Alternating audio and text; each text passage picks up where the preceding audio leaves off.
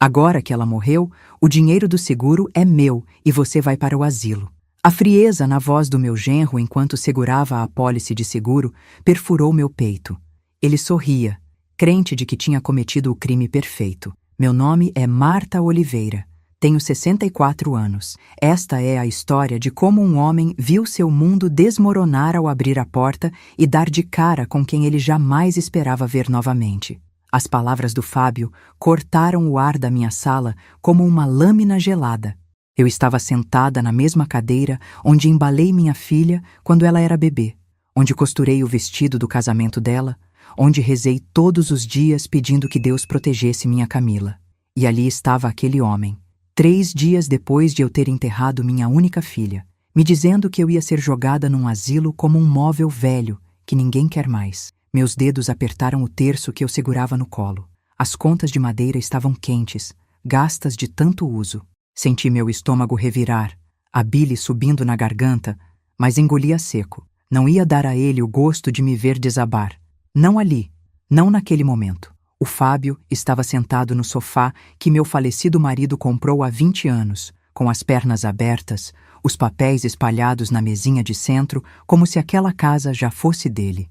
Usava uma camisa social azul clara, o cabelo penteado para trás com gel demais, aquele cheiro enjoativo de perfume importado que ele sempre usava. Um perfume que custava mais do que eu gastava no mercado em um mês inteiro. Essa casa vai ser vendida para pagar minhas dívidas, ele continuou, passando a mão pelos documentos com uma naturalidade assustadora. A Camila assinou tudo antes de morrer. Procuração, testamento, autorização para a venda do imóvel. Está tudo aqui, certinho. Meu coração deu um salto irregular dentro do peito. Camila tinha assinado papéis? Minha filha, que me ligava todo dia, que vinha almoçar aqui todo domingo, que me ajudava a regar as plantas no quintal, tinha assinado papéis autorizando a venda da casa da própria mãe sem me contar nada? Isso não pode estar certo, murmurei, minha voz saindo fraca, trêmula. Camila nunca faria isso comigo. Ele soltou uma risada curta, seca, sem humor nenhum. A senhora acha que conhecia sua filha, dona Marta? A Camila fazia o que eu mandava. Sempre fez. Ela sabia que a gente estava quebrado, que as dívidas estavam gigantes. Ela assinou porque me amava e queria me ajudar. Senti uma onda de raiva subindo pela espinha, mas mantive o rosto neutro. Aprendi ao longo de 64 anos de vida que homem arrogante se trai pela própria boca. Só precisava deixá-lo falar. Quanto? Perguntei baixinho. Como assim quanto? Quanto você deve? Se minha filha assinou tudo isso, deve ser muito dinheiro. Ele hesitou por um segundo, os olhos pequenos me avaliando. Depois deu de ombros. 320 mil reais. Dívidas de cartão, empréstimos, algumas apostas que deram errado, mas com o seguro de vida dela, 2 milhões, dá para pagar tudo e ainda sobra. 2 milhões de reais. O seguro que ele tinha feito no nome da minha filha sem eu saber. Camila tinha me contado algumas semanas antes que o Fábio estava insistindo para ela assinar uns papéis de seguro, que ele dizia que era proteção para o futuro. Ela estava em dúvida, achava estranho o valor tão alto. Eu disse para ela ter cuidado, para ler tudo antes de assinar. Mas aparentemente ela tinha assinado mesmo assim. E o asilo? Minha voz saiu mais firme agora. Qual asilo você escolheu para mim? Ele sorriu, e aquele sorriso me deu arrepios. Era o sorriso de quem já tinha tudo planejado, de quem já tinha vencido. Tem um em Itaquera, Recanto do Idoso, bem baratinho, R$ 1.200 por mês. A senhora vai ficar bem lá. Tem outras velhinhas para fazer amizade, tem enfermeira, comida 3 vezes por dia. R$ 1.200, o valor da humilhação. O preço que ele tinha colocado na minha dignidade. Respirei fundo. O cheiro da sala me invadiu. O café que eu tinha coado pela manhã, o amaciante das almofadas que eu mesma tinha bordado, o leve perfume de lavanda que eu passava nos armários. Cada centímetro daquela casa tinha meu suor, meu trabalho, minha história. Quando? Perguntei. Semana que vem. Já está tudo acertado. O corretor vem na segunda ver a casa e na terça a senhora já estará no asilo. 5 dias. Ele me dava 5 dias para sair da minha própria casa, da casa que meu marido deixou quitada quando morreu, da casa onde minha filha cresceu, onde eu cuidei dela sozinha depois que fiquei viúva. Fechei os olhos e rezei em silêncio. Senhor, me dê forças, me mostre o caminho, não me deixe cair nesse abismo sozinha. Apertei o terço até meus dedos doerem. Senti as lágrimas queimarem atrás das pálpebras, mas não deixei cair nenhuma, não na frente dele. Quando abri os olhos, o Fábio estava me olhando com aquela expressão de superioridade, como se eu fosse apenas um obstáculo pequeno no caminho dele, algo para ser removido e descartado. A senhora vai assinar uns papéis também, ele disse, empurrando uma caneta na minha direção, confirmando que está tudo certo, que concorda com a venda e com a mudança. Olhei para os papéis. Minha visão estava embaçada, mas consegui ler algumas palavras. Transferência voluntária de posse, consentimento de venda, renúncia de direitos, tudo muito bem redigido, tudo muito oficial. E se eu não assinar? Perguntei, levantando os olhos para ele. Ele se inclinou para a frente, os cotovelos nos joelhos, e o sorriso dele sumiu. Então eu torno sua vida um inferno, dona Marta. Processo na justiça, bloqueio de contas, despejo forçado. A senhora vai acabar na rua, sem nada. Pelo menos no asilo, a senhora tem um teto e comida. Assina esses papéis e pelo menos mantém um pouco de dignidade. Dignidade. Ele usou essa palavra, como se soubesse o que significa. Peguei a caneta. Minha mão tremia, não de medo, mas de uma raiva contida que fervia nas minhas veias, como água fervendo em panela de pressão. Aproximei a ponta da caneta do papel, e então ouvi um som que me fez congelar. A campainha. Eram quase 10 horas da noite. Quem tocaria minha campainha àquela hora? O Fábio franziu a testa, irritado com a interrupção. Quem é agora? Resmungou, levantando-se. Ele tinha pegado as chaves da minha casa e estava morando aqui como se fosse o dono, ocupando o quarto de hóspedes, usando minha cozinha, comendo minha comida. Ele foi até a porta e abriu. E então eu ouvi. Silêncio. Um silêncio pesado, grosso, sufocante. E depois um grito. Um grito do Fábio que ecoou pela casa inteira. Um grito de pânico puro, de terror absoluto. Isso não é possível! Levantei da cadeira, meu corpo inteiro tremendo. Meus joelhos estavam fracos, mas me forcei a andar. Passei pela sala, pelo corredor curto e cheguei até a porta. E vi. Minha filha, minha Camila estava ali, na soleira da porta, viva, de pé, me olhando com os olhos cheios de lágrimas. O mundo parou. Meu coração parou. O ar saiu dos meus pulmões de uma vez só e não voltou. Senti minhas pernas cederem. Segurei no batente da porta para não cair. Camila! Minha voz saiu como um sussurro quebrado, incrédulo. Ela estava diferente. O cabelo, que sempre foi comprido e liso, estava curto, na altura dos ombros. Estava mais magra, com olheiras profundas, a pele pálida. Usava uma blusa simples cinza e uma calça jeans velha, roupas que eu nunca tinha visto nela. Mas era minha filha, minha menina, viva. O Fábio estava branco como papel, cambaleando para trás, as mãos tremendo. Você morreu.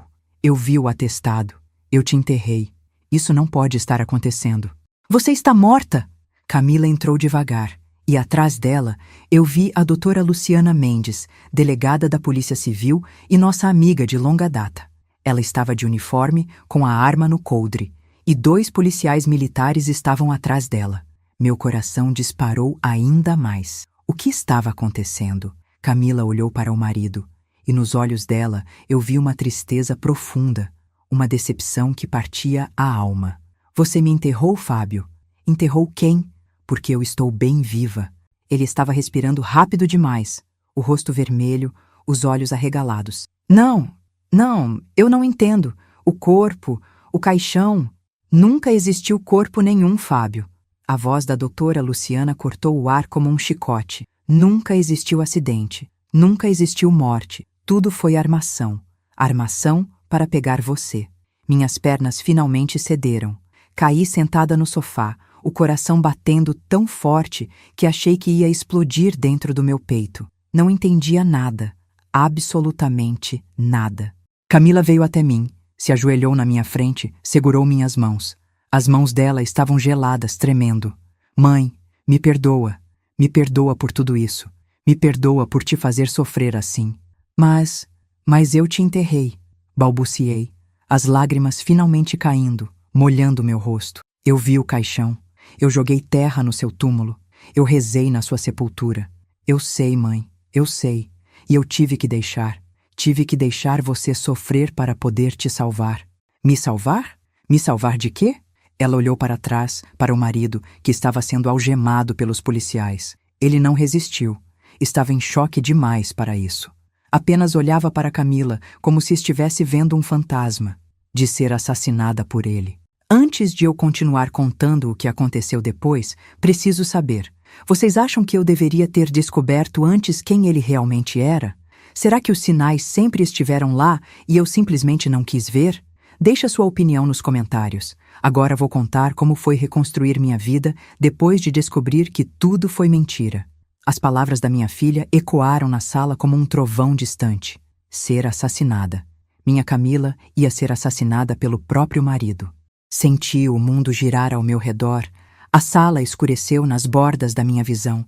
A doutora Luciana correu até mim, me amparou, me ajudou a respirar fundo. Calma, dona Marta. Respire. Sua filha está viva. Está tudo bem agora. Mas não estava tudo bem. Nada estava bem. Eu tinha passado os últimos 5 dias no inferno mais profundo que uma mãe pode conhecer. Tinha chorado até não ter mais lágrimas. Tinha ficado de joelhos rezando até meus joelhos sangrarem. Tinha sentido meu coração se despedaçar em 1000 pedaços, achando que minha filha tinha morrido. E agora descobria que tudo tinha sido mentira. Mentira para me proteger? Mentira para pegar o Fábio? Minha cabeça não conseguia processar. Camila se sentou ao meu lado, me abraçou forte. Eu senti o cheiro dela, o perfume suave de lavanda que ela sempre usava, o cheiro do shampoo. Era real. Ela era real. Estava viva, quente, respirando. Me explica, consegui dizer entre soluços. Me explica tudo agora. A doutora Luciana se aproximou, sentou na poltrona em frente a nós. O Fábio já tinha sido levado para a viatura, algemado, ainda em choque. Pela janela eu podia ver as luzes vermelhas e azuis piscando na rua, os vizinhos todos nas portas e janelas, curiosos, assustados. Dona Marta, a delegada começou com voz firme mas gentil. Há 3 semanas, a Camila me procurou. Ela estava apavorada, desesperada. Tinha descoberto que o Fábio estava planejando matá-la. Senti um arrepio percorrer minha espinha inteira. Matar? Como? Como ela descobriu? Camila apertou minha mão. Sua voz saiu fraca, quebrada. Eu peguei o celular dele sem querer, mãe. Ele tinha deixado no banheiro enquanto tomava banho. Tocou uma mensagem e eu olhei. Era um contato salvo como C, apenas a letra. A mensagem dizia: consegui o ácido, onde é o encontro? Meu estômago embrulhou. Ácido. Fiquei com medo, mas fui olhar as mensagens anteriores. E lá estava tudo, mãe. Tudo planejado. Ele e esse homem, o Cláudio, um conhecido dele de bar, estavam planejando meu assassinato há 2 meses. Iam forjar um acidente de carro, queimar meu corpo com ácido até ficar irreconhecível, fazer um atestado de óbito falso, enterrar um caixão vazio e pegar os 2 milhões do seguro de vida.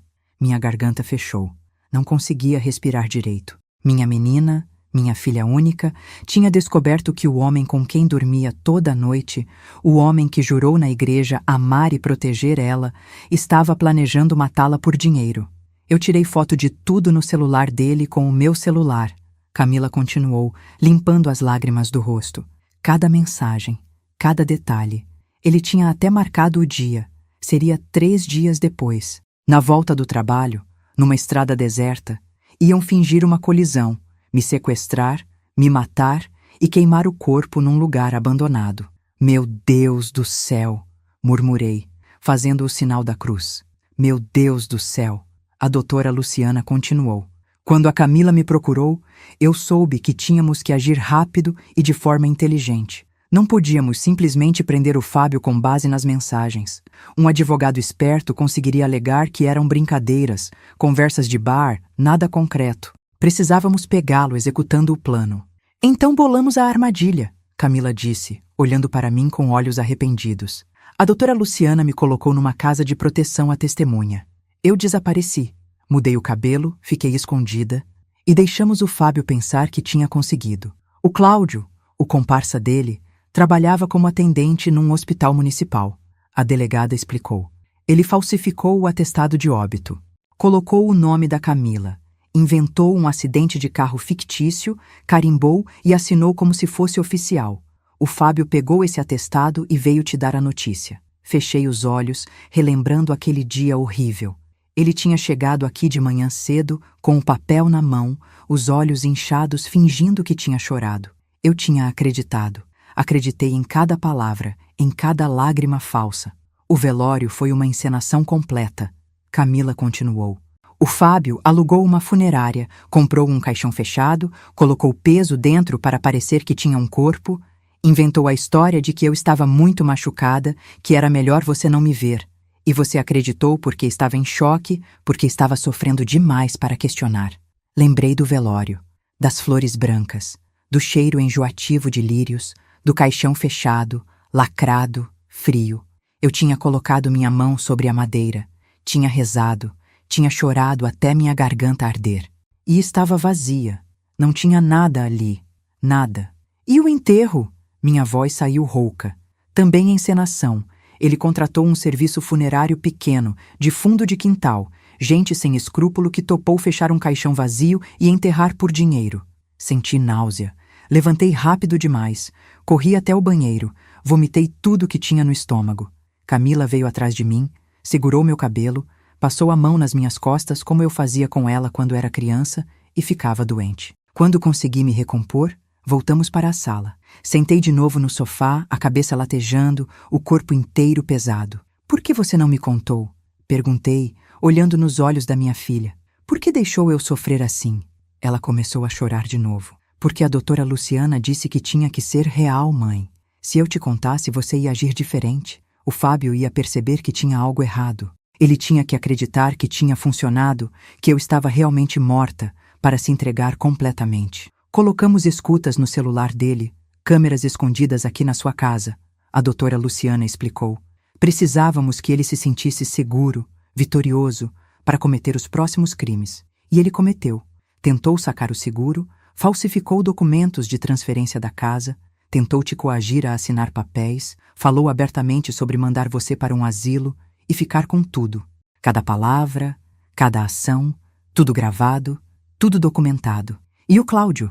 O comparsa? Perguntei. Já está preso. Nós o pegamos ontem. Oferecemos delação premiada e ele entregou tudo.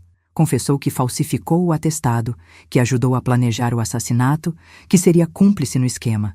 Vai pegar uns 8 anos, talvez saia em 4 com bom comportamento. Fechei os olhos de novo. Tentei processar tudo aquilo. Minha filha estava viva. O genro era um monstro. Eu tinha sido usada como isca sem saber. Tinha sofrido de verdade, tinha sentido a dor mais profunda que existe para que a justiça pudesse pegar aquele homem. Quanto tempo ele vai pegar? Perguntei baixinho. Com as provas que temos? Tentativa de homicídio qualificado, falsificação de documentos públicos, estelionato, coação, associação criminosa. Estamos falando de 16 a 20 anos, dona Marta. Ele vai passar um bom tempo longe da sociedade. 16 a 20 anos. Parecia pouco pelo que ele tinha feito, pelo que tinha planejado fazer. Os dias seguintes foram estranhos, surreais. Camila ficou morando comigo de novo. Dormia no quarto dela, o quarto que eu tinha mantido exatamente como ela deixou. À noite eu acordava no meio da madrugada, ia até lá, colocava a mão no peito dela só para sentir a respiração, para ter certeza que não era um sonho, que ela estava viva mesmo. Paramos de falar sobre o Fábio. Era doloroso demais. Ela tinha amado aquele homem, tinha construído uma vida com ele. Descobrir que ele era capaz de planejar sua morte, de matá-la a sangue frio por dinheiro, tinha destruído algo dentro dela. Eu via nos olhos da minha filha uma tristeza profunda, uma decepção que ia levar anos para curar. Fizemos terapia juntas. Uma psicóloga maravilhosa chamada doutora Regina nos atendia toda semana. Sentávamos na salinha dela, tomávamos chá de camomila, conversávamos sobre os traumas, sobre o medo, sobre a culpa. Sim, a culpa, porque Camila se sentia culpada. Culpada por ter me feito sofrer, culpada por não ter visto quem o Fábio realmente era antes, culpada por ter assinado aquele maldito seguro que colocou o plano diabólico dele em movimento. E eu também me sentia culpada. Culpada por não ter percebido, por não ter protegido minha filha melhor, por ter deixado aquele homem entrar na nossa família. Mas a doutora Regina nos ensinava que culpa não ajuda ninguém, que o único culpado era o Fábio. Que nós éramos vítimas, que tínhamos sobrevivido e que agora precisávamos reconstruir. E era isso que estávamos fazendo, reconstruindo. 3 meses depois do pesadelo, estava na cozinha fazendo pão caseiro quando meu celular tocou. Era um número que eu não conhecia. Hesitei, mas atendi. Alô? Dona Marta? Aqui é o Dr. Henrique, advogado do Fábio Ramos. Meu corpo inteiro ficou tenso. O que você quer? Meu cliente gostaria de falar com a senhora. Ele está na casa de detenção, aguardando o julgamento. Ele pediu para eu ligar e perguntar se a senhora aceitaria uma visita. Visita? Repeti, incrédula. Ele quer que eu vá visitar ele na prisão? Sim, senhora. Ele disse que precisa pedir perdão pessoalmente, que tem coisas para explicar. Desliguei na cara dele. Minhas mãos tremiam de raiva. Como ele se atrevia? Como se atrevia a pedir para me ver, para pedir perdão, depois de tudo que tinha feito? Mas aquela ligação mexeu comigo. À noite, deitada na cama, não conseguia dormir. Ficava pensando no que ele tinha para dizer, pensando se havia alguma explicação, alguma justificativa, alguma coisa que fizesse aquilo fazer sentido. Contei para a Camila no dia seguinte. Ela ficou branca. Você não vai, né, mãe? Por favor, me diz que você não vai. Não sei, filha. Parte de mim quer ouvir. Quer entender como uma pessoa chega nesse ponto. Ele é um psicopata, mãe. Pessoas assim não sentem remorso de verdade. Ele só quer te manipular, te fazer sentir pena dele. Ela provavelmente tinha razão. Mas mesmo assim, durante as semanas seguintes, aquela pergunta não saía da minha cabeça. Por quê? Por que ele tinha feito aquilo? As dívidas? 320 mil reais era muito dinheiro. Mas dava para negociar, para parcelar, para resolver de outras formas. Por que escolher matar a própria esposa? Foi o padre Antônio quem me ajudou a encontrar paz. Eu tinha voltado a frequentar a igreja todos os dias, rezava o terço pela manhã e pela noite, acendia velas para Nossa Senhora. O padre me chamou para conversar no confessionário. Dona Marta, eu vejo seu sofrimento. Vejo que a senhora está presa nesse ciclo de tentar entender o mal. Mas o mal não tem explicação lógica. O mal simplesmente existe, e quando a gente tenta compreendê-lo, a gente se perde junto com ele. Mas, padre, como eu faço para seguir em frente? A senhora já seguiu em frente. Sua filha está viva, está segura, está com a senhora. A justiça foi feita. O homem está preso. A senhora precisa aceitar que algumas perguntas não têm resposta e focar no que importa, reconstruir a vida com sua menina. Ele estava certo, eu sabia que estava, mas ainda era difícil.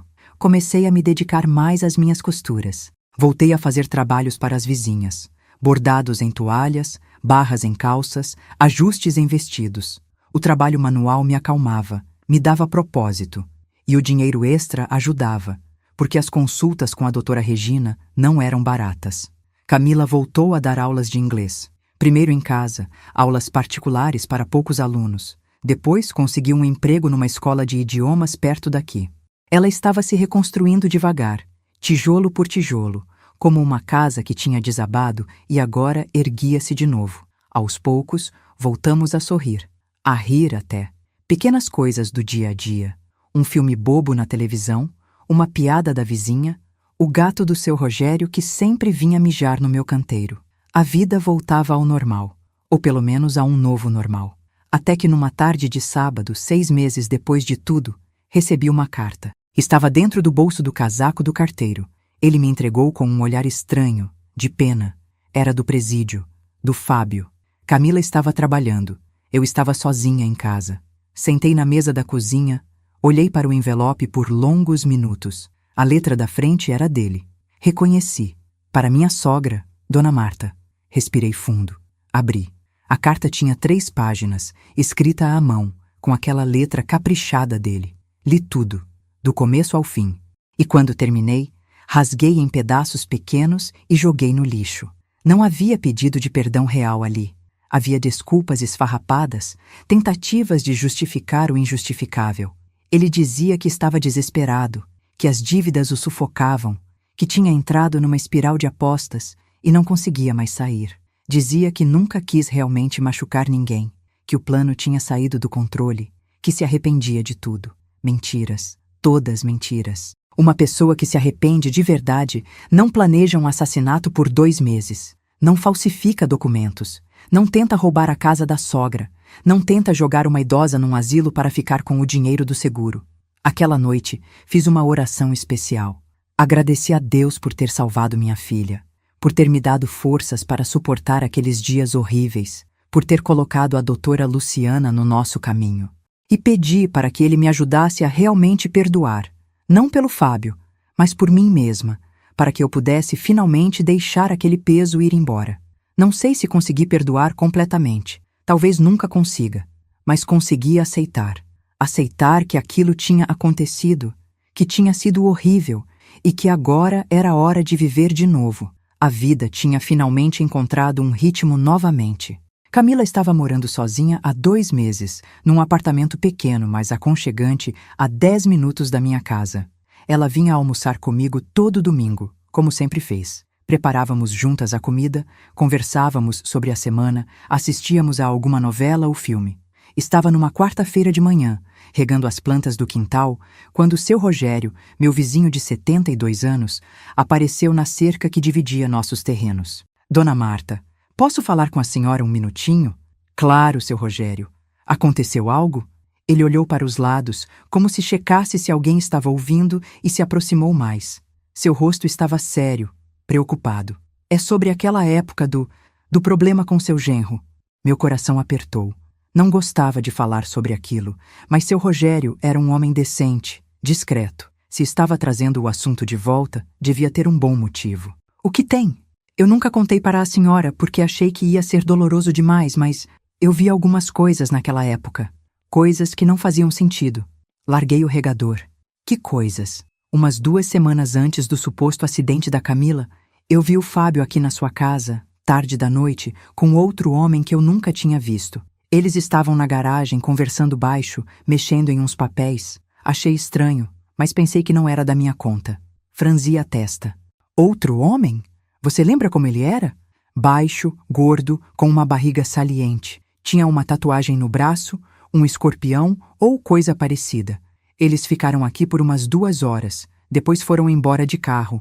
O Cláudio. Tinha que ser o Cláudio, o comparsa do Fábio. Mas por que eles estavam aqui na minha casa? Tem mais. Seu Rogério continuou desconfortável. Na semana do velório, depois que todo mundo foi embora, eu vi o Fábio de novo na garagem. Ele estava mexendo em umas caixas, tirando coisas, colocando no carro dele. Parecia que estava, sei lá, procurando algo. Meu corpo inteiro ficou em alerta. Procurando o quê? Não sei, dona Marta, mas ele estava agitado, nervoso. Abria a caixa, revirava tudo, fechava, abria outra. Passou mais de 1 hora fazendo isso. Depois que seu Rogério foi embora, fiquei parada no quintal pensando. O que o Fábio estava procurando na minha casa? E por que tinha trazido o Cláudio aqui antes de executar o plano? Fui até a garagem. Estava cheia de caixas velhas, ferramentas do meu falecido marido, objetos que eu não mexia há anos. Comecei a abrir uma por uma, procurando algo fora do lugar, algo diferente. Na 5ª caixa, encontrei papéis, muitos papéis, documentos que eu não reconhecia. Peguei tudo e levei para dentro de casa, espalhei na mesa da sala. Meu coração batia forte enquanto eu examinava cada folha. Eram documentos da casa, escritura, IPTU, contas de água e luz antigas. Mas havia algo mais, uma pasta plástica azul que eu nunca tinha visto. Abri. Dentro havia um contrato de compra e venda da minha casa, datado de 8 meses atrás, antes de todo o pesadelo acontecer. O contrato dizia que eu, Marta Oliveira, havia vendido a propriedade para Fábio Ramos pelo valor de R$50 mil. Minha mão começou a tremer. Olhei a assinatura. Era a minha letra. Ou pelo menos parecia muito. Mas eu nunca tinha assinado aquilo. Nunca tinha vendido minha casa para ninguém, muito menos para o Fábio. Peguei o telefone e liguei para a doutora Luciana. Ela atendeu no 3º toque. Dona Marta, tudo bem? Doutora, eu encontrei uma coisa. Precisa vir aqui, agora. Ela chegou em menos de meia hora, ainda de uniforme, vindo direto da delegacia. Mostrei os documentos. Ela colocou luvas de látex, pegou cada papel com cuidado, examinou com atenção. Isso é falsificação de documento particular, ela disse, séria. E pela qualidade da falsificação da sua assinatura, foi feito por alguém com experiência. Mas por quê? Por que ele faria isso se estava planejando matar a Camila e pegar o seguro? A delegada pensou por um momento. Plano B. Se o plano de matar sua filha não desse certo, ele tinha isso como carta na manga. Com esse documento, ele poderia alegar na justiça que comprou a casa de você, que era o legítimo dono. Ia ser sua palavra contra a dele. Senti meu estômago revirar. Mas esse documento não estava registrado em cartório. Estava? Deixa eu checar. Ela ligou para alguém, conversou por alguns minutos, desligou. Não está registrado. Provavelmente porque o plano principal, do assassinato e do seguro, parecia mais lucrativo e rápido. Mas se tivesse falhado, ele ia registrar esse documento e tomar sua casa de qualquer jeito. Esse homem é um demônio, murmurei. É um criminoso em série, Dona Marta. E agora temos mais uma acusação contra ele. Vou adicionar isso ao processo. Isso pode aumentar a pena dele em mais 3 a 5 anos. Depois que a doutora Luciana foi embora levando os documentos como prova, fiquei sentada na sala, atordoada. Quantas camadas de traição existiam? Quantos planos o Fábio tinha elaborado para nos destruir? Liguei para Camila. Contei tudo. Ela ficou em silêncio por longos segundos. Mãe, eu preciso te contar uma coisa. Meu corpo inteiro ficou tenso. O quê? Eu também encontrei algo. Há alguns dias, estava com medo de te contar. Me conta agora. Quando eu estava escondida na casa de proteção, a polícia recolheu todos os pertences do Fábio. Computador, celular, papéis. Eles estavam fazendo uma varredura completa e encontraram conversas com outras mulheres. Meu coração deu um salto. Outras mulheres? Aplicativos de relacionamento, mãe. Mensagens explícitas. Ele estava traindo há pelo menos 2 anos. Tinha até planejado um fim de semana com uma dessas mulheres no mês seguinte ao suposto assassinato. Fechei os olhos. Claro que ele estava traindo. Um homem capaz de planejar assassinar a esposa era capaz de qualquer coisa. Você está bem, filha? Ouvi ela respirar fundo do outro lado da linha. Não sei, mãe. Dói. Dói saber que tudo foi mentira. O casamento, o amor, tudo. Ele nunca me amou de verdade. Vem aqui, pedi. Vem passar a noite aqui comigo. Ela veio. Sentamos no sofá, debaixo de uma manta, tomando chá de camomila, vendo um filme qualquer na televisão, sem realmente prestar atenção. Só precisávamos estar juntas, nos sentindo seguras uma com a outra. Mãe, ela disse depois de um tempo, eu quero saber tudo. Quero descobrir tudo que ele escondeu, tudo que ele fez. Não quero mais surpresas. Tem certeza? Às vezes é melhor não saber. Tenho certeza. Preciso fechar esse ciclo completamente. Preciso saber com quem eu realmente me casei. Nos dias seguintes, fizemos exatamente isso. Contratamos um investigador particular, o Sr. Maurício, um ex-policial aposentado que a doutora Luciana nos recomendou. Ele era um homem de uns 60 anos, magro, com óculos grossos e uma seriedade reconfortante. Quero que o senhor investigue tudo sobre o Fábio Ramos, Camila disse na reunião inicial. Tudo. Onde gastava dinheiro, com quem se relacionava, que lugares frequentava. Quero saber quem era o homem com quem eu vivi durante 7 anos. O senhor Maurício assentiu. Vai custar uns 5.000 reais, talvez mais, dependendo do que eu encontrar. Não importa o preço, eu disse. A gente precisa dessas respostas. E ele entregou. Deus do céu, como ele entregou.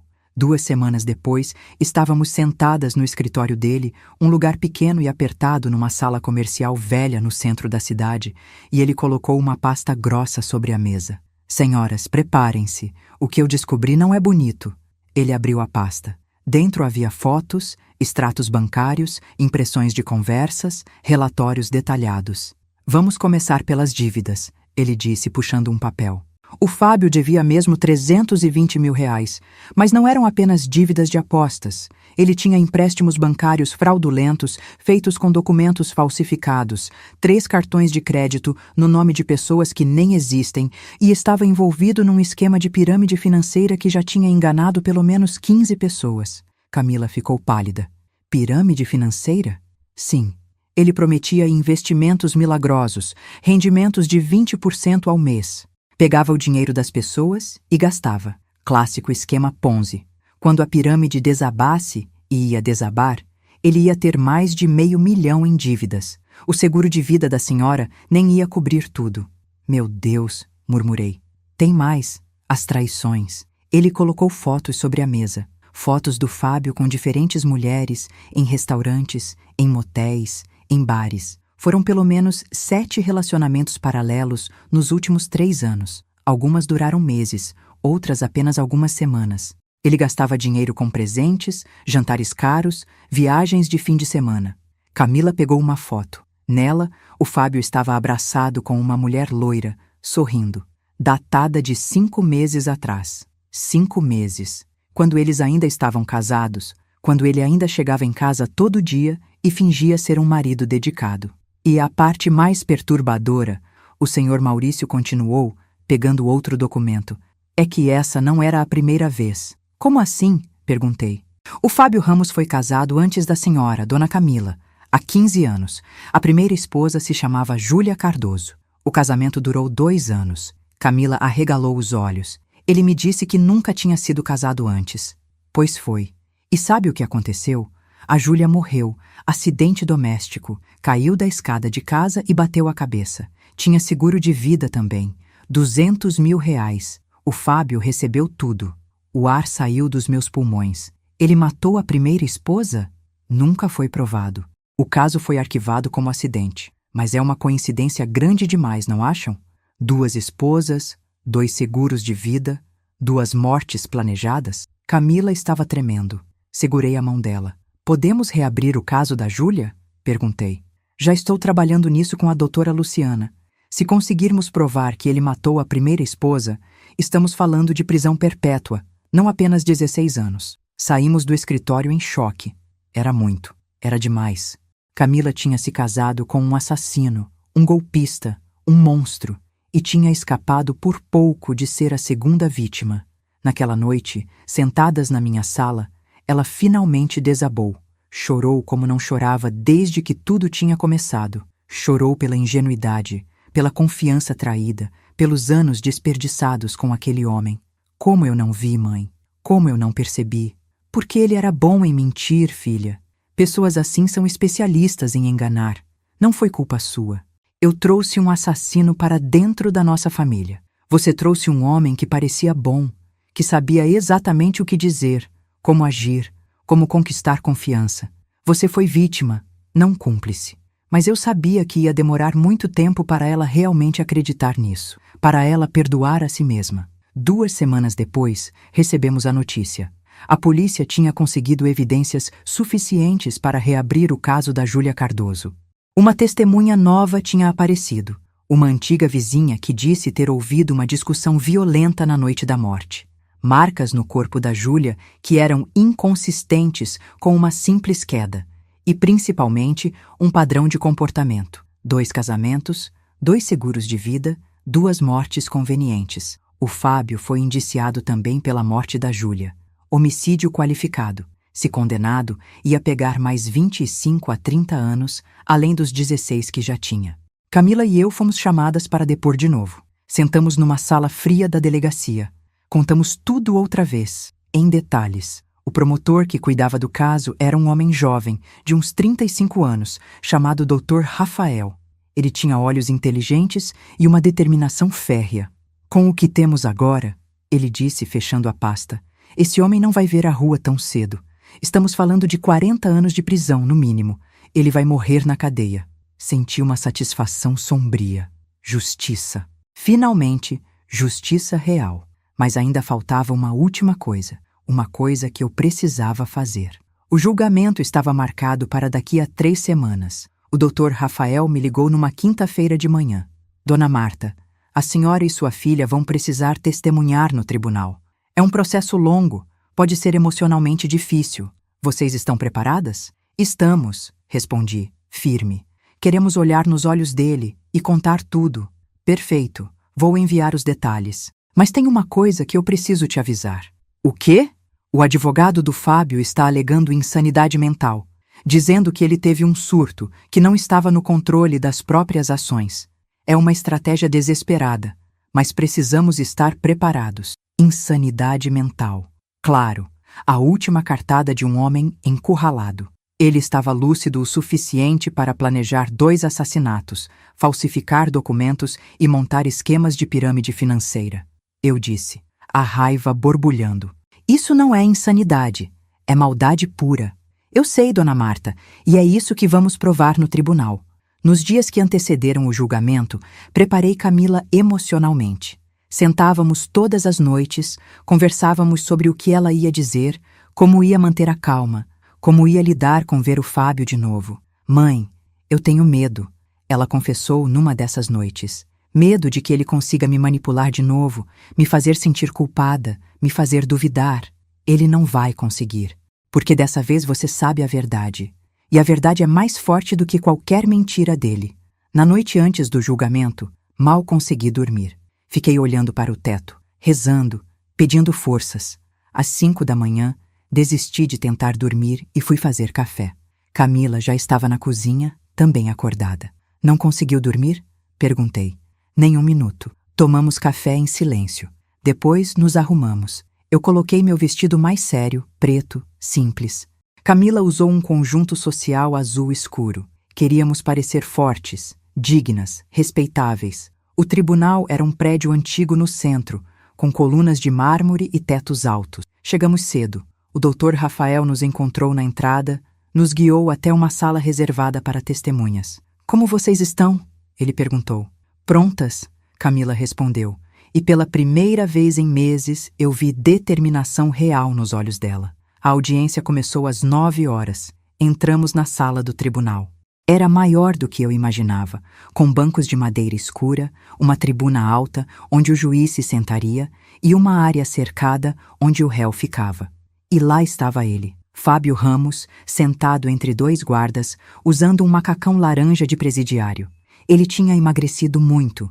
O rosto estava pálido, havia olheiras profundas. Quando nos viu entrar, seus olhos se arregalaram. Tentou levantar, mas os guardas o seguraram. Camila! Ele gritou. Camila, por favor, me escuta. Eu posso explicar. O juiz, um homem de uns 60 anos, com cabelos grisalhos e expressão severa, bateu o martelo. Ordem. O réu permanecerá sentado e em silêncio ou será removido da sala. Fábio se sentou, mas não tirava os olhos de nós. Havia desespero naquele olhar. Desespero real. Bom, que sentisse o desespero que nos fez sentir. O julgamento começou. O promotor apresentou as acusações, uma por uma. Tentativa de homicídio qualificado contra Camila Oliveira Ramos. Associação criminosa. Falsificação de documentos públicos e particulares. Estelionato. Formação de pirâmide financeira. E a nova acusação. Homicídio qualificado de Júlia Cardoso. Ocorrido 15 anos atrás. A defesa, um advogado de uns 50 anos, magro e nervoso, tentou argumentar. Meritíssimo, meu cliente estava em grave depressão devido às dívidas. Não estava em pleno controle de suas faculdades mentais. Pedimos que seja considerada a atenuante de perturbação mental temporária. O juiz olhou para ele com ceticismo. A defesa apresenta laudos psiquiátricos que comprovem essa alegação? Estamos providenciando, Excelência. Então voltaremos a isso quando houver provas concretas. Prossigamos com os depoimentos. A primeira testemunha foi a doutora Luciana. Ela subiu ao estrado, jurou dizer a verdade e começou a relatar tudo. Como Camila a procurou, as provas que coletaram, a operação que montaram. Falou por 40 minutos, metodicamente, apresentando cada evidência. Depois foi a vez do Cláudio, o comparsa, que tinha feito delação premiada. Ele estava preso também, mas numa ala diferente. Subiu ao estrado algemado com a cabeça baixa, sem coragem de olhar para ninguém. Confirmou tudo. A falsificação do atestado, o planejamento do assassinato, o esquema todo. Por que você concordou em ajudar? O promotor perguntou. Ele me prometeu R$100.000, Cláudio respondeu, voz baixa. Eu estava desempregado, desesperado. Achei que nunca iam descobrir. Você tem consciência da gravidade do que fez? Que quase tirou a vida de uma pessoa inocente? Cláudio finalmente levantou a cabeça, olhou para Camila. Seus olhos encheram de lágrimas. Tenho, e me arrependo todo dia. Sinto muito mesmo. Camila não respondeu. Apenas olhou para ele com uma frieza que me encheu de orgulho. Minha filha tinha se tornado forte. Depois foi a minha vez. Subi ao estrado, minha mão tremendo enquanto jurava sobre a Bíblia. O promotor me fez perguntas e eu respondi tudo. Contei sobre o dia em que o Fábio me deu a notícia da morte, sobre o velório, sobre o enterro, sobre como ele apareceu na minha casa 3 dias depois e me disse que eu ia para um asilo. E como a senhora se sentiu naquele momento, dona Marta? Como se meu mundo tivesse acabado, respondi, a voz embargada. Já tinha perdido minha filha, ou pelo menos achava que tinha. E agora ia perder minha casa, minha dignidade, tudo. Senti que não valia nada para aquele homem, que eu era apenas um obstáculo a ser removido. E quando descobriu que sua filha estava viva, foi como ressuscitar junto com ela, mas também foi perceber a profundidade da maldade dele, que ele era capaz de me fazer sofrer assim só por dinheiro. Voltei para o meu lugar, sentei ao lado de Camila. Ela apertou minha mão, e então foi a vez dela. Minha filha subiu ao estrado com a cabeça erguida. Jurou dizer a verdade e se sentou. O promotor se aproximou. Dona Camila, pode nos contar como descobriu que seu marido planejava matá-la? Ela respirou fundo e começou. Contou sobre as mensagens no celular, sobre o medo que sentiu, sobre ter procurado a doutora Luciana. Contou sobre os dias escondida, sobre ter que assistir a própria mãe sofrer sem poder fazer nada. Por que a senhora não fugiu simplesmente? Por que montou toda essa operação? Porque se eu fugisse, ele ia atrás de mim. Ia me encontrar eventualmente. E mesmo que não encontrasse, ia destruir minha mãe. Ia pegar o dinheiro que podia da nossa família. Eu precisava que ele fosse pego, preso, impedido de machucar mais pessoas. A senhora ainda sente algo por ele? Camila olhou para o Fábio pela primeira vez. Ele estava chorando, lágrimas escorrendo pelo rosto. Ela o estudou por um longo momento. Sinto pena, ela respondeu, e sua voz era firme, sem vacilação. Pena de uma pessoa que desperdiçou a própria vida, que escolheu o caminho do mal, que destruiu tudo que tinha de bom por ganância. Mas não sinto amor, não sinto saudade, só sinto alívio por ter escapado. O advogado de defesa tentou fazer perguntas, tentou criar dúvidas, sugerir que talvez as mensagens fossem mal interpretadas, que talvez não houvesse intenção real de assassinato. Mas Camila não vacilou. Respondeu cada pergunta com clareza, com provas, com lógica. Quando ela desceu do estrado e voltou para o lugar, o Fábio tentou falar de novo. Camila, por favor! Ele gritou, levantando, sendo contido pelos guardas. Eu te amava, eu amo você. Foi tudo um erro, eu estava desesperado, não sabia o que estava fazendo. O juiz bateu o martelo. O réu será removido se continuar com essas interrupções. Mas Camila se virou para ele. Pela primeira vez, ela olhou direto nos olhos dele e falou: Você não sabe o que é amor, Fábio. Amor não planeja assassinato. Amor não falsifica documentos. Amor não trai repetidamente. Amor não tenta destruir a família da pessoa amada. O que você sente não é amor, é posse. E eu não sou mais sua propriedade. Nunca mais vou ser propriedade de ninguém. Ela se virou e sentou. E o silêncio no tribunal era absoluto. O julgamento continuou por mais 2 dias. Testemunhas foram chamadas, provas foram apresentadas, os advogados fizeram suas considerações finais. E então, o juiz se retirou para decidir. Ficamos esperando por 3 horas, 3 horas eternas, sentadas naqueles bancos desconfortáveis, bebendo água gelada de copinhos de plástico, rezando em silêncio. Finalmente, o juiz voltou. Todos se levantaram. Ele se sentou, organizou os papéis e começou a ler. Após analisar todas as provas e testemunhos apresentados, este tribunal considera o réu, Fábio Augusto Ramos, culpado de todas as acusações. Tentativa de homicídio qualificado contra Camila Oliveira Ramos. Homicídio qualificado de Júlia Cardoso. Falsificação de documentos. Estelionato. Formação de esquema fraudulento. Associação criminosa. Senti Camila segurar minha mão com força.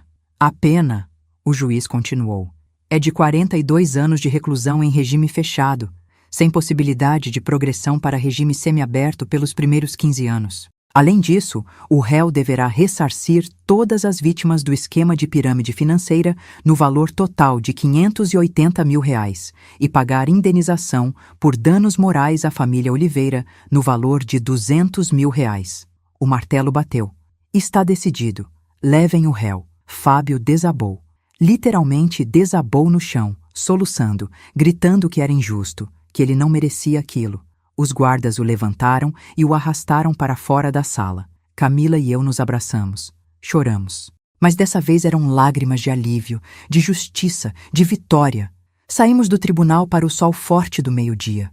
A luz me cegou por um segundo, mas era uma cegueira boa, limpa, como se estivéssemos saindo de uma caverna escura e finalmente voltando para a luz. O Dr. Rafael nos alcançou na escadaria.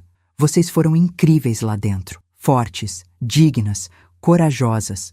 Ajudaram a colocar um homem perigoso atrás das grades. Obrigada, Camila disse, por tudo, por acreditar em nós, por lutar por justiça. É meu trabalho. Mas mesmo assim, foi uma honra. Fomos para casa.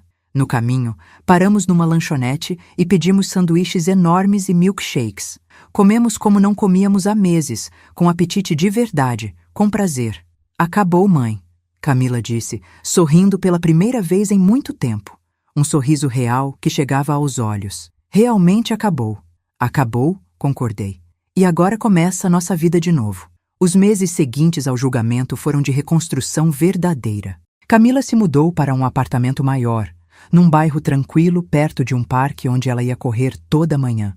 Ela tinha começado a fazer terapia mais intensiva, 3 vezes por semana, e estava florescendo. Voltou a sorrir com facilidade, a fazer planos para o futuro, a acreditar que podia confiar nas pessoas de novo. Eu voltei completamente para minha rotina. Minhas costuras, minhas plantas, minha igreja.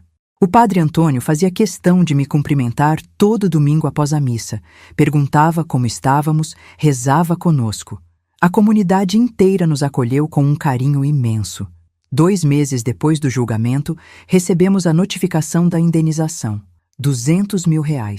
Camila quis dividir comigo, meio para cada uma. Inicialmente recusei. Disse que o dinheiro era dela, que tinha sofrido mais. Mas ela insistiu. Mãe, você também foi vítima.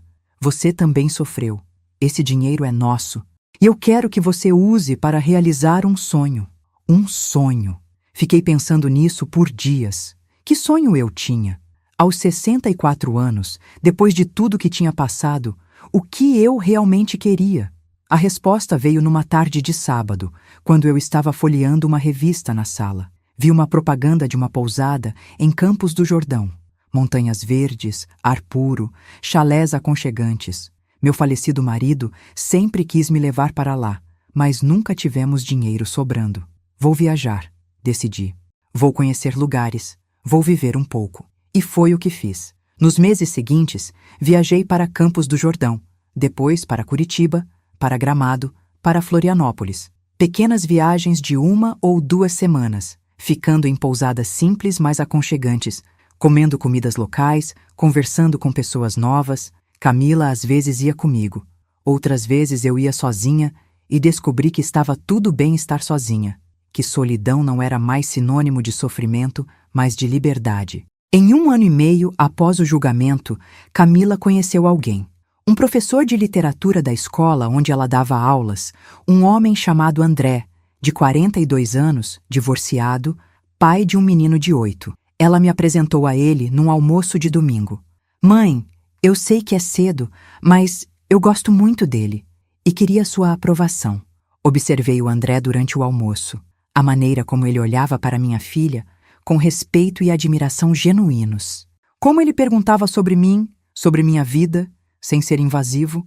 Como ele insistiu em ajudar a lavar a louça depois, mesmo eu dizendo que não precisava. Ele parece bom, disse a Camila depois que ele foi embora. Parece honesto. É, muito diferente do Fábio. Mas vai devagar, filha. Não tem pressa. Aproveita o tempo, conhece ele bem antes de dar passos maiores. Vou fazer isso. Aprendi minha lição. Enquanto isso, notícias sobre o Fábio chegavam ocasionalmente. Ele tinha tentado escapar da prisão uma vez, mas foi pego rapidamente e colocado em solitária por 6 meses. Depois disso, aparentemente se acalmou. Ouvi dizer que tinha se juntado a um grupo religioso dentro da prisão que passava os dias lendo a Bíblia. Ele continuava mandando cartas. Para mim, para Camila. Nenhuma de nós abria. Apenas jogávamos no lixo. Ele tinha tido sua chance de falar no tribunal. Não havia mais nada a ser dito. A família da Júlia, a primeira esposa, nos procurou. A mãe dela, Dona Teresa, uma senhora de 70 anos, veio até minha casa num sábado de tarde. Sentamos na sala, tomamos café e ela chorou. Eu sempre soube que tinha algo errado, ela disse. Sempre soube que minha filha não tinha simplesmente caído daquela escada. Mas a polícia arquivou o caso. Disseram que eu estava em negação, que era apenas dor de mãe. Obrigada. Obrigada por reabrir isso, por trazer justiça para minha Júlia. Segurei a mão dela. Sinto muito pela sua perda. Sinto muito que tenha demorado tanto tempo. Pelo menos agora eu tenho paz. Sei que ele vai pagar pelo que fez. Vai morrer na cadeia, como merece. Ela nos visitou algumas vezes depois disso. Criamos uma amizade inesperada, nascida da dor compartilhada. Às vezes ela vinha almoçar, trazia fotos da Júlia, contava histórias sobre ela. Era bonito e triste ao mesmo tempo. Duas famílias destruídas pelo mesmo homem, agora se apoiando mutuamente. 2 anos após o julgamento, recebi uma ligação do presídio. Era o diretor. Dona Marta, o detento Fábio Ramos está muito doente. Câncer no pâncreas, estágio avançado. Ele tem pedido para vê-la. Diz que precisa fazer as pazes antes de morrer. Meu primeiro instinto foi recusar, mas algo me fez hesitar. Talvez fosse curiosidade. Talvez fosse necessidade de encerrar aquele capítulo definitivamente. Talvez fosse até um pouco de compaixão cristã, algo que o padre Antônio sempre pregava. Vou pensar, respondi. Contei para Camila. Ela foi categórica. Eu não vou, mãe. Não tenho nada para dizer a ele. Mas se você sentir que precisa ir, eu apoio. Rezei sobre isso por 3 dias. Pedi orientação a Deus, ao padre Antônio, ao meu falecido marido lá no céu. E finalmente decidi. Ia ver o Fábio uma última vez. A visita foi num sábado de manhã.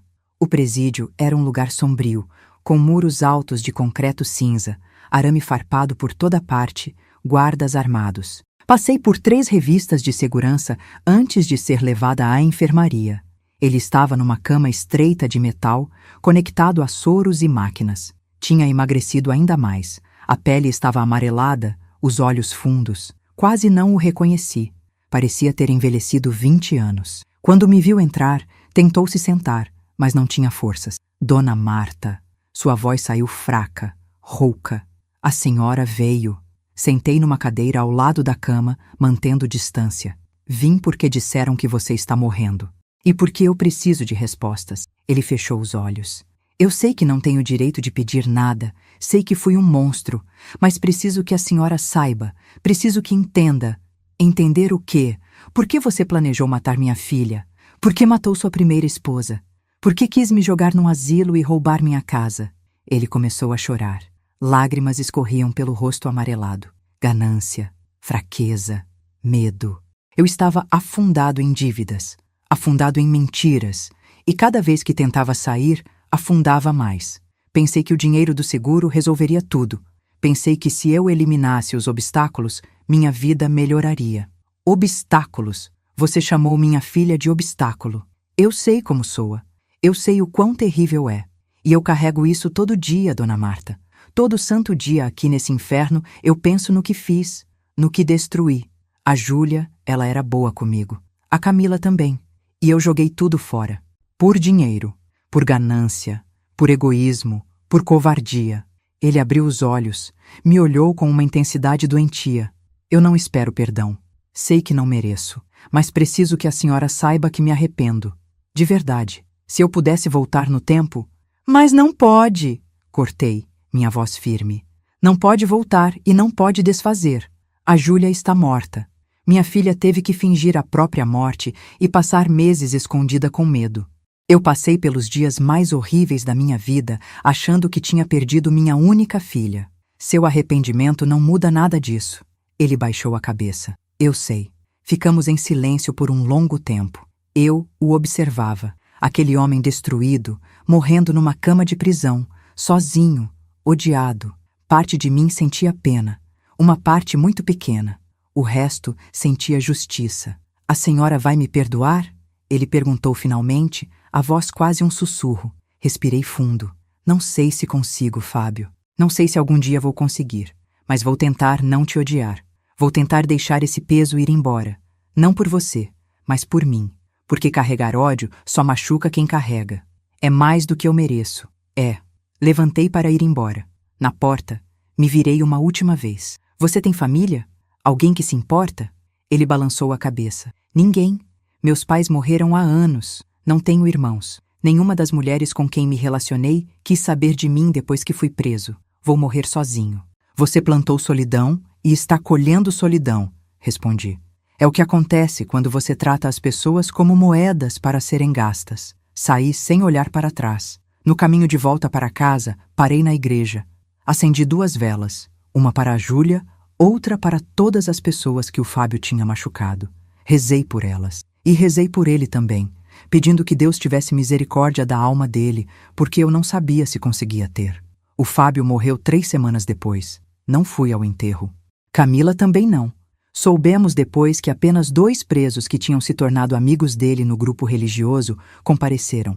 Foi enterrado numa sepultura rasa no cemitério público, sem lápide, apenas um número. Era o fim que ele merecia? Não sei. Justiça humana tem limites. A justiça divina, só Deus sabe. Hoje, 3 anos depois de tudo, minha vida está em paz. Camila se casou com o André há 6 meses. Foi uma cerimônia pequena e linda na mesma igreja onde ela tinha se casado com o Fábio, mas dessa vez a energia era completamente diferente. Havia alegria genuína, amor verdadeiro, esperança no ar. Ela está grávida agora. 3 meses. Vai ser uma menina. Vou ser avó. Quando ela me contou, chorei de alegria por horas. Depois de tudo que passamos, depois de toda a escuridão, Deus estava nos dando uma nova luz, uma nova vida. Como você vai chamar? Perguntei, segurando a mão dela sobre a barriga ainda pequena. Júlia, ela respondeu, em homenagem à primeira vítima dele, para que ela não seja esquecida. Dona Teresa, a mãe da Júlia, chorou quando Camila contou a ela. Disse que era a coisa mais bonita que alguém já tinha feito pela memória de sua filha. Eu continuo na minha casa, a casa que quase perdi, a casa que o Fábio quis roubar, mas está aqui, de pé, cheia de vida. Camila vem almoçar todo domingo ainda, agora com o André e o enteado, Pedrinho. A casa que um dia foi palco de tanta dor, agora é palco de risadas de criança, de conversas animadas, de amor. Aprendi muitas coisas nesses últimos anos. Aprendi que a maldade existe, que pessoas podem ser monstros escondidos atrás de sorrisos bonitos. Aprendi que a dor pode ser tão profunda que parece que nunca vai acabar, mas acaba, sempre acaba. Aprendi que justiça vale a pena lutar, mesmo quando parece impossível. Aprendi que mulheres são muito mais fortes do que a sociedade ensina, que uma mãe é capaz de suportar qualquer coisa para proteger sua filha, e que uma filha é capaz de fazer sacrifícios imensos para proteger sua mãe. Aprendi que reconstruir é possível, que depois do inferno a vida pode ser boa de novo, não da mesma forma, não como era antes, mas boa de um jeito novo, mais sábio, mais profundo. E aprendi que perdão não significa esquecer, não significa fingir que nada aconteceu. Significa soltar o veneno, para que ele não nos mate por dentro. Eu não esqueci o que o Fábio fez, nunca vou esquecer, mas também não deixo mais aquilo controlar minha vida. Às vezes à noite, quando estou sozinha na sala costurando, penso em tudo o que aconteceu. Parece um filme, uma história absurda demais para ser real, mas foi real. Aconteceu comigo, com a gente, e sobrevivemos. Mais que isso, vencemos. O padre Antônio me disse uma vez que Deus não nos dá provações maiores do que podemos suportar. Na época, discordei.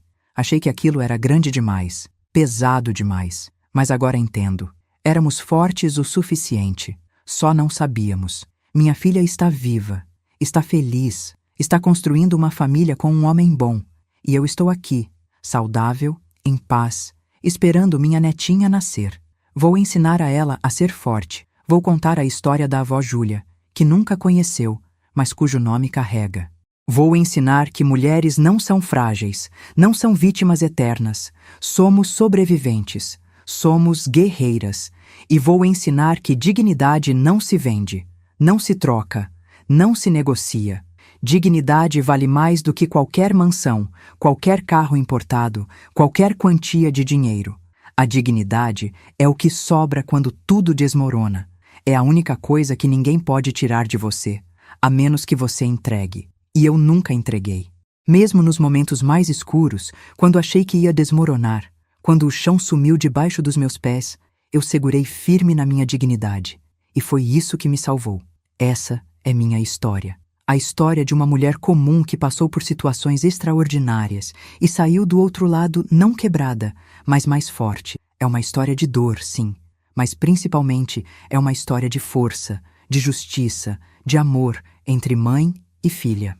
E se há algo que eu quero que quem está me ouvindo leve dessa história é isso. Você é mais forte do que imagina. Quando tudo parecer perdido, quando a traição vier de quem você menos espera, quando o mundo desabar sobre você, lembre-se que você pode reconstruir, pode sobreviver, pode vencer.